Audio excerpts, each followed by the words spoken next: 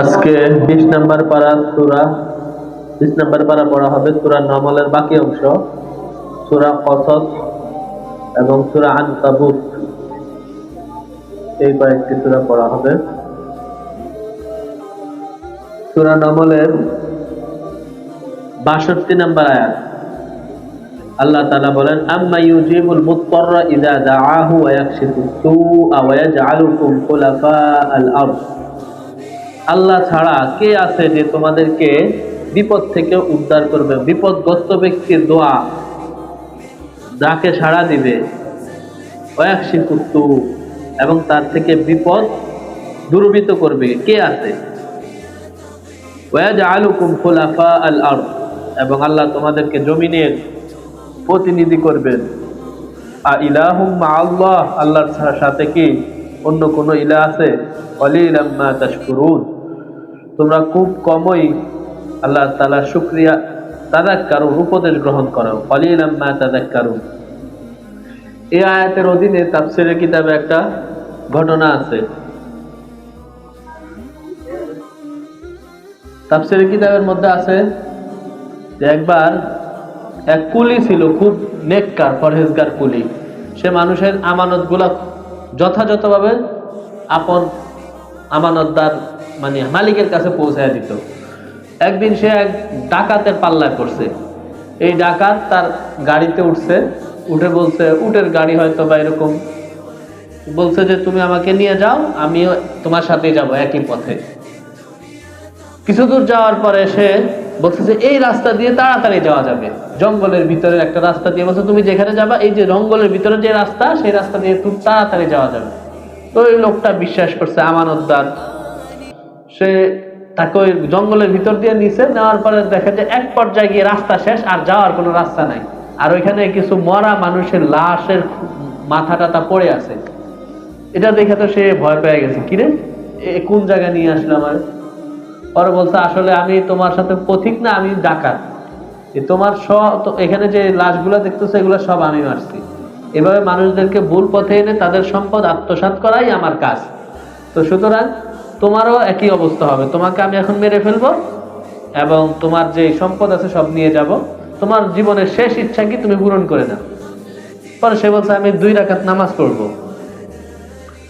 তো প্রথম রাকাতে নামাজ পড়ার পরে, প্রথম রাকাতে সূরা ফাতিহা পড়ার পর আর কিছুই মনে আসতেছে না।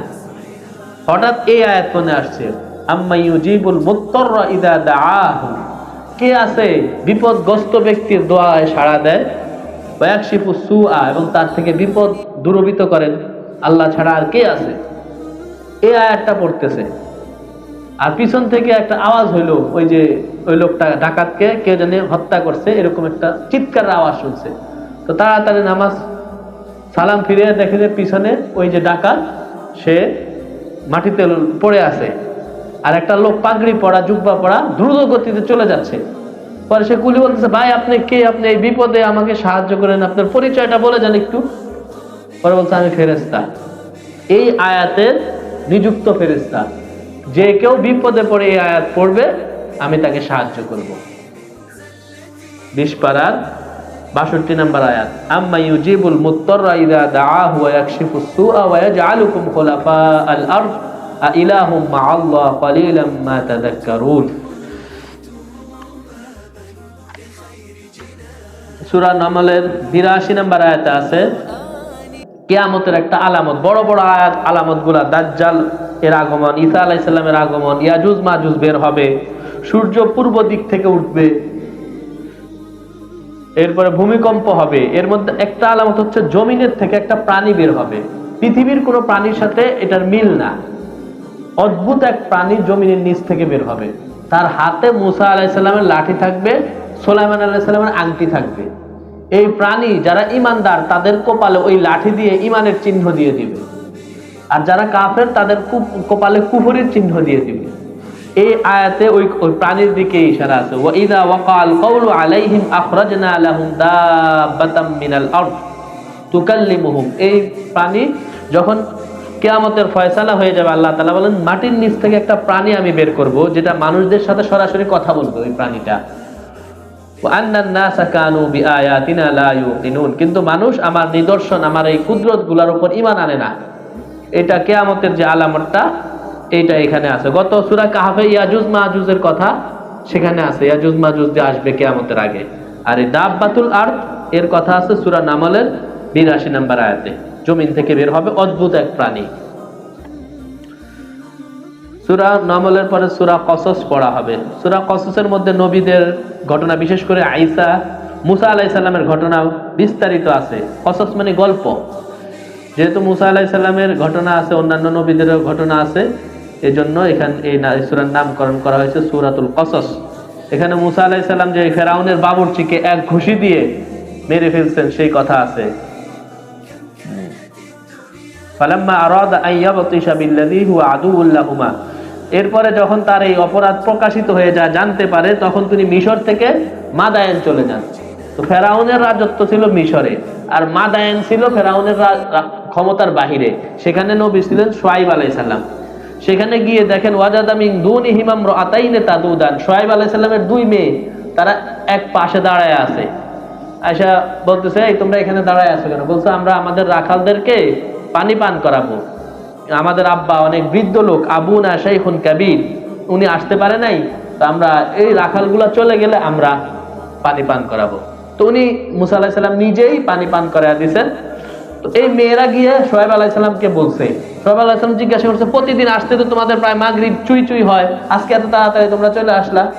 বলছে, আজকে একটা ভালো বিশ্বস্ত যুবক আমাদেরকে, মানে শক্তিশালী যুবক আমাদেরকে পানি পান করায় দিছে। তো শুআয়ব আলাইহিস সালাম বলছে, তাকে ডাক দাও। তো এক মেয়ে যা নিয়ে আসছে, যে মেয়ে ডেকে নিয়ে আসছে, পরবর্তীতে মুসা আলাইহিস সালামের সাথে ওই মেয়ের বিবাহ হয়েছে।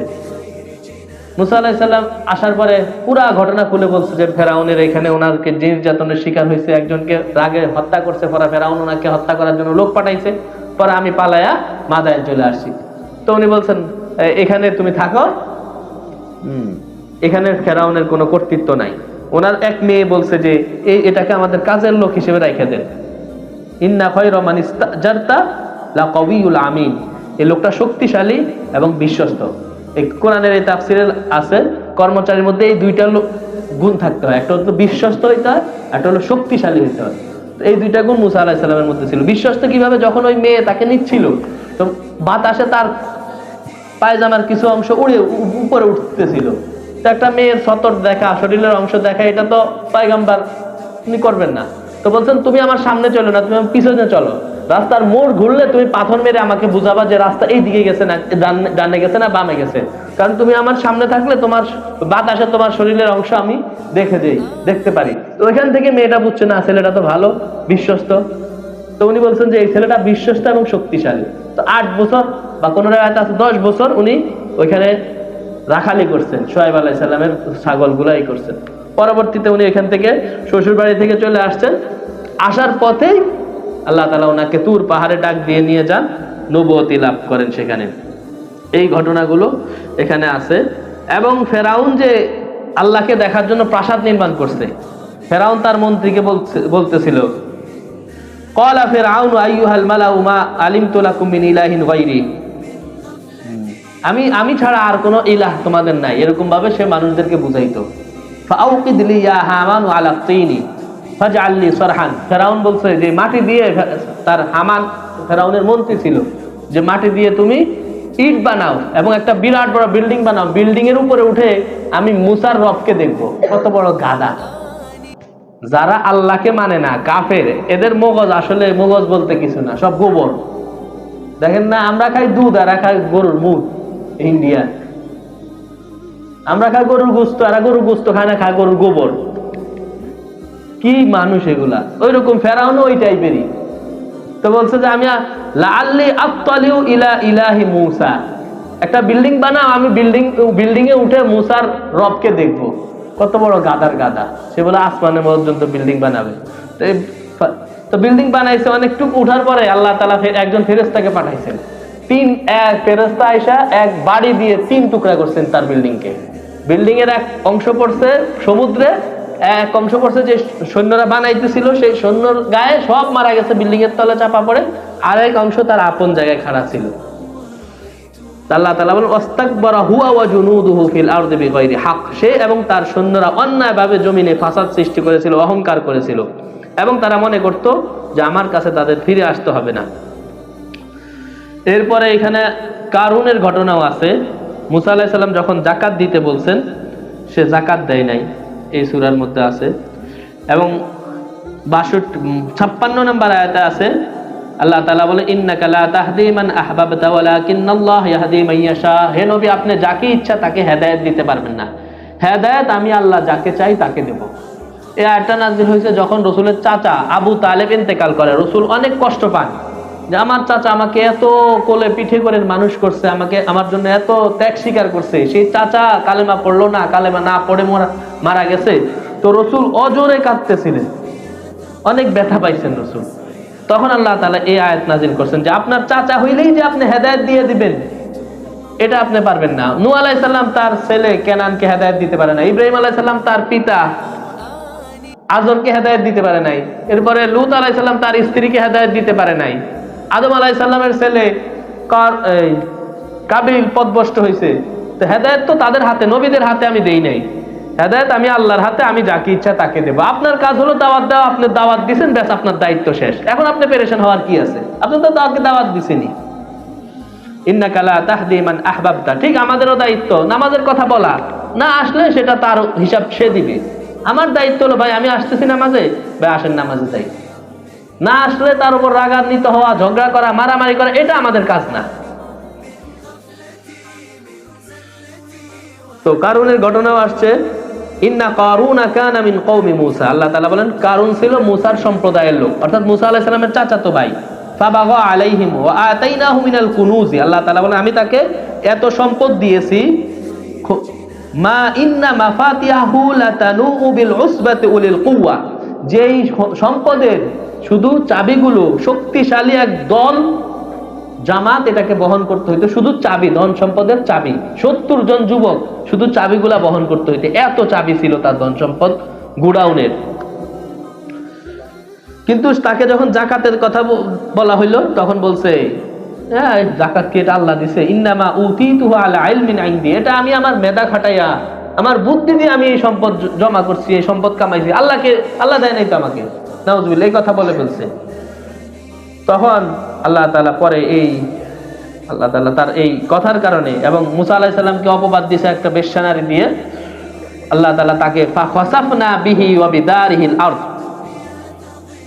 81 নম্বর আয়াত, আল্লাহ তাআলা বলেন আমি তাকে এবং তার সব ঘর বাড়ি সহ জমিনের নিচে যাবায়া দিছি। ফামা কানা লাহু মিন ফিআতিন ইয়ানসুরুনাহু মিন দুনিল্লাহ, তাকে সাহায্য করারকারী কেউ ছিল না। এই সূরা কসসের মধ্যে কারুনের যে শেষ পরিণতি এটাও আসছে। এরপরে সূরা আনকাবুত অর্থ মাকড়সা, এই সূরার মধ্যে মাকড়সার কথা আসছে যে যারা আল্লাহকে ছাড়া, ইন্নাল্লাযীনা তাদউনা মিন দুনিল্লাহি কামাসালি আনকাবুত, যারা আল্লাহ ছাড়া অন্য কাউকে প্রভু হিসেবে গ্রহণ করে, তাদের এই অন্য কাউকে প্রভু হিসেবে গ্রহণ করাটা হচ্ছে মাকড়সার বাসার মতো। মাকড়সার বাসা কি খুব শক্তিশালী? ইন্না আহওয়ানাল বুয়ুতি লা বাইতুল আনকাবুত, আল্লাহ বলেন যে মাকড়সার বাসাটা হচ্ছে সবচেয়ে দুর্বল বাসা। আল্লাহর কাছে না চেয়ে, আল্লাহর কাছে দোয়া না করে অন্যদের কাছে চাওয়া এই মাকড়সার বাসার মতো দুর্বল। এই জন্য ওই আয়াত থেকে এই সূরার নামকরণ করা হয়েছে আনকাবুত। আনকাবুত মানে হচ্ছে মাকড়সা। তো 2 নম্বর আয়াতে আছে আহাসিবান নাসু আইয়াতরুকু আইয়াকুলু আমান্না ওয়া হুম লা ইফতানুন, মানুষ কি এটা ধারণা করেছে যে তারা ঈমান আনছে ব্যাস আমি তাদেরকে ছেড়ে দেব। ওয়া হুম লা ইফতানুন, তারা পরীক্ষা আমি নিব না, এমন না যে ঈমান আনছে ব্যাস সবাই জান্নাতে চলে যাবে, এরকম না। একটা ছাত্র স্কুলে ভর্তি হয়েছে বা মাদ্রাসায় ভর্তি হয়েছে হাফেজ আলেম হয়ে যাবে এমন না, বহুত ঘাত প্রতিঘাতের পরে তাকে যোগ্য আলেম হইতে হয়, যোগ্য হাফেজ হইতে হয়। ঠিক ঈমান আনার পরে বহুত আমল আছে, নামাজ আছে, রোজা আছে, হজ আছে, জাকাত আছে। এই যে রোজা রাখতেছি কত কষ্টের আমল, প্রতিদিন 5 ওয়াক্ত নামাজ পড়া কত ত্যাগ তিতিজ্ঞা, ব্যবসায়ীদের জন্য আরো কঠিন, দোকানদার যারা আছে তারপরেও পড়তেছে। আল্লাহ বলেন এগুলো হচ্ছে পরীক্ষা, তোমরা মনে করে না যে ঈমান আনছো আর জান্নাতে ঢুকে যাবা। হাসিবান নাসু, মানুষকে এটা ধারণা করছে আইয়ুতরাকু, যে তাদেরকে ছেড়ে দেওয়া হবে, আইয়াকুলু আমান্না, আমান্না বললেই শেষ, ওহুম লা ইফতানুন, তাদের পরীক্ষা নেওয়া হবে না। আল্লাহ আরেক আয়াতে বলছেন না, আগে যে সমস্ত উম্মত ছিল তাদেরকে আমি পরীক্ষা নিয়েছি, সুতরাং তোমাদেরকেও আমি পরীক্ষা নেব, পরীক্ষা যারা উত্তীর্ণ হবে তারাই আল্লাহর তৈরি জান্নাতের ভাগীদার হবে।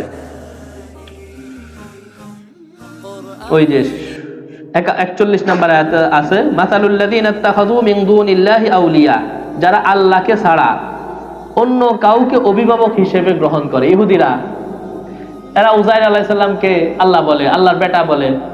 এরপরে খ্রিস্টান যারা আছে তারা ঈসা আলাইহিস সালামকে ডাকতে ডাকতেই তাদের জীবন শেষ।